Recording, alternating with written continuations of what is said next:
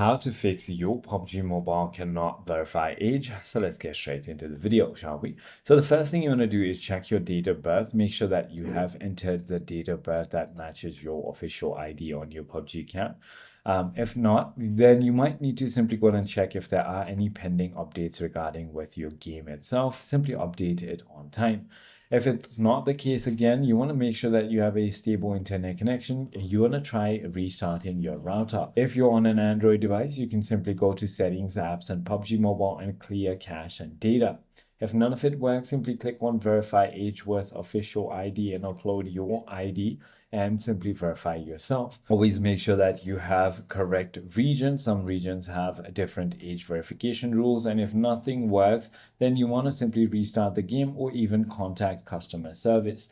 I hope this video clarifies everything for you. If you have further more queries, feel free to comment down below, and I'll see you on the next one.